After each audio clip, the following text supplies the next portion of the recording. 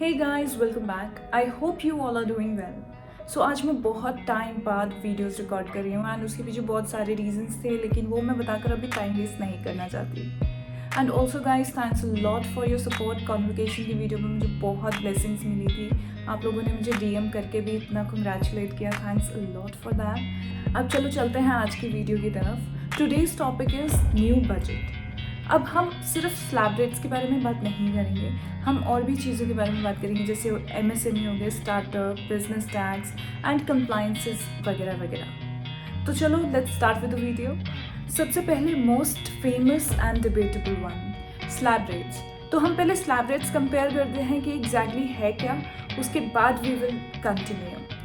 तो ये तो सबको पता है कि थोड़े टाइम से ओल्ड टैक्स रिजीम और न्यू टैक्स रिजीम दोनों चीज़ें चल रही हैं। तो न्यू टैक्स रिजीम को लेकिन गवर्नमेंट ने इस टाइम ज़्यादा इम्पोर्टेंस दी है, उसको ज़्यादा अट्रैक्टिव बनाने की कोशिश करी है एंड ऑल्सो सिर्फ इतना ही नहीं, उसको डिफ़ॉल्ट मेजर भी बना दिया है।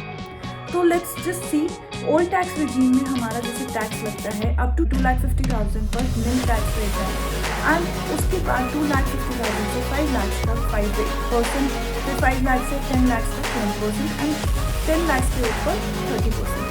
अब इसमें भी सरचार्ज है जिसके बारे में अभी हम बात कर रहे हैं। एंड फिर उसके बाद न्यू टैक्स रिजीम में हमारे पास काफ़ी सारी फ्लैट रेट्स हैं। तो 3 लाख तक तो कोई टैक्स रेट नहीं है, 3 लाख से 6 लाख तक 5%, 6 लाख से 9 लाख तक 10%, 9 लाख से 12 लाख तक 15%, 12 लाख से 15 लाख तक 20% एंड मोर देन 15 लाख पे 30%। तो बेसिकली अगर हम ओल्ड टैक्स रिजीम की बात करें तो 10 लाख के ऊपर 30% स्टार्ट हो रहा है और न्यू टैक्स रिजीम में 15 लाख के ऊपर 30% स्टार्ट हो रहा है। Now you must have heard कि 7 लाख पर कोई टैक्स नहीं है, पर ऐसा नहीं है। 7 लाख पर टैक्स बनता है आपका 25,000, लेकिन गवर्नमेंट ने 25,000 को रिबेट अलाउ करी है 25,000 के लिए, जिसकी वजह से आपका टैक्स रेट नहीं हो जाता। तो अगर आपको 7 लाख तक की इनकम है तो आपको नील टैक्स देना है, मतलब कोई टैक्स नहीं देना है। अब लोग कहते हैं कि यार ऐसा तो पहले भी होता था, ओल्ड टैक्स रिजीम में भी हम डिडक्शंस क्लेम कर लेते थे, ATC, ATD डिडक्शंस क्लेम करके हमें मिल जाता था सब कुछ, लेकिन ऐसा नहीं है। हर कोई LIC नहीं लेता और ना ही हर कोई ELSS लेता है। और ATC में जितनी भी सारी चीज़ें कवर होती हैं, ज़रूरी नहीं है कि हर किसी के पास वो लिमिट एग्जॉस्ट हो जाए। अब इसको एग्जॉस्ट करने के लिए कुछ लोगों के लिए, जैसे बैंक्स नए प्रोडक्ट्स लेकर आते हैं, ATC प्रोडक्ट्स नाम से जो फेमस हैं, तो उसमें क्या होता है कि अगर आप 1.5 लाख इन्वेस्ट करेंगे तो आप उस पर अपना टैक्स बचा सकते हैं ATC के अंदर। बट उसमें भी अगेन लॉक इन पीरियड था। तो यार हर किसी के लिए 1,50,000 इज़ नॉट नॉमिनल अमाउंट, तो आपको पहले इन्वेस्ट करना पड़ता था एंड फिर आप उसमें टैक्स एग्जेम्पशन ले सकते थे। वो चीज़ अब आपको नहीं करनी पड़ेगी। And second benefit is that कि अगर आपको लगता है कि यार ATC की जो लिमिट्स हैं उसमें ना इन्वेस्ट करके मुझे और कहीं अगर अच्छा रिटर्न मिल सकता है तो आप वहाँ पर इन्वेस्ट कर सकते हैं। ज़रूरी नहीं कि हर कोई FDs में लगाए पैसा, क्योंकि हर किसी की रिस्क टेकिंग कैपेसिटी अलग होती है। अगर कोई रिस्क ज़्यादा लेना पसंद करता है तो वो ज़्यादा रिस्की स्टॉक्स में और कहीं जगह पर इन्वेस्ट कर सकता है एंड उसको ज़्यादा गेन मिल सकता है। तो इसीलिए उन लोगों के लिए भी ये चीज़ बेनिफिशियल है। लेकिन अगर आपकी इनकम 7 लाख के ऊपर है तो आपको ये रिबेट नहीं मिलेगी।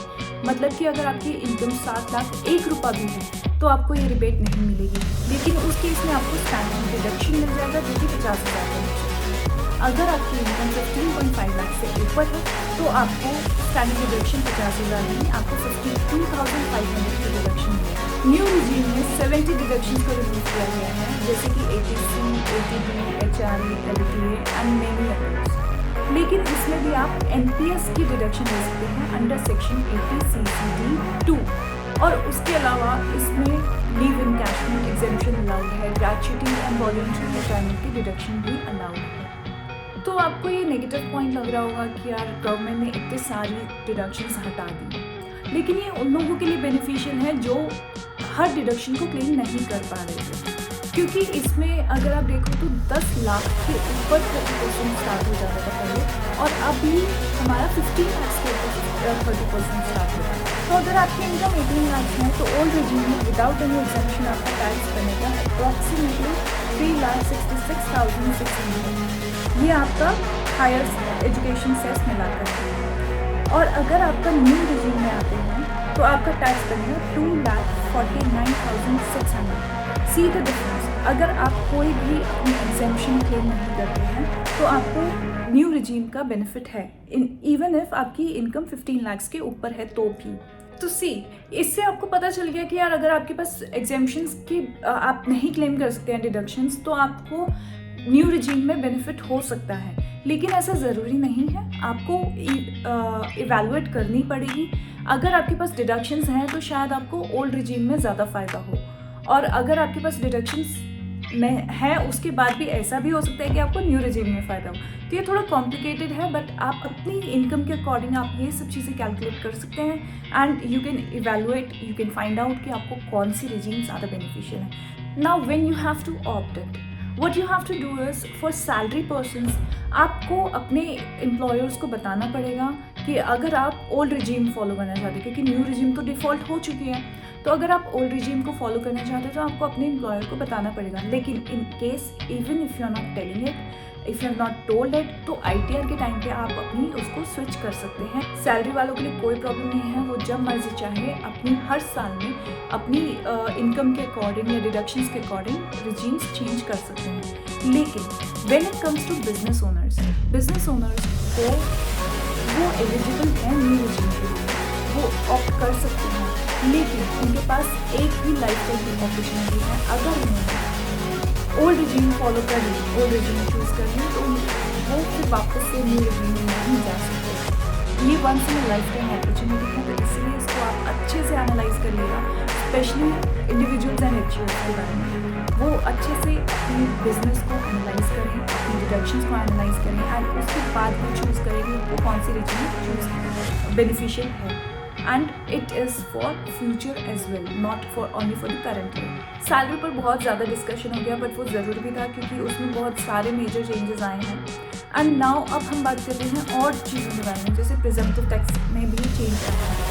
सिलेक्टेड बिजनेस ओनर्स के पास एक ऑप्शन होता है प्रिजम्पटिव टैक्स के अंदर अपना टैक्स पे करने का, जिसमें कि नॉमिनल रेट्स होते हैं।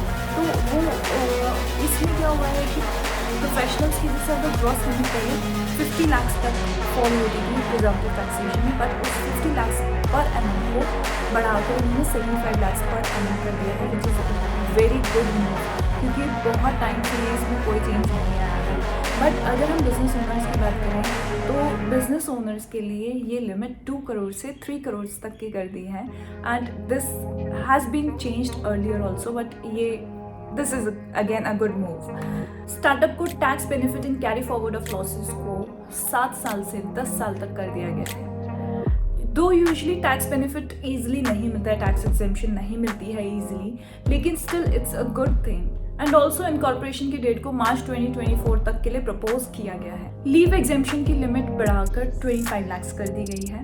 एंड नाउ MSME के लिए बहुत अच्छी चीज़ है, क्योंकि MSME को गवर्नमेंट सपोर्ट करती है to extract their payments, to get their payments from debtors. अब उसमें क्या सीन हुआ है कि अगर कंपनी कोई भी एक MSME के साथ डील करती है और उसको वो टाइमली पेमेंट नहीं करती है, तो वो उस चीज़ को अपनी फाइनेंशियल स्टेटमेंट्स में एज एक्सपेंस क्लेम नहीं कर सकती। So overall a good budget for small and medium enterprise. And now also they have reduced surcharge rate from 37% to 25%, लेकिन ये बेनिफिशियल सिर्फ यूजली HNIs के लिए है, जिनकी इनकम अप्रॉक्सीमेटली 5 करोड़ से ऊपर है, उन्हीं के लिए बेनिफिशियल है। But any how they have tried a lot. So guys, that's it for today. See you soon in the next video. Till then, have fun, take care, bye bye.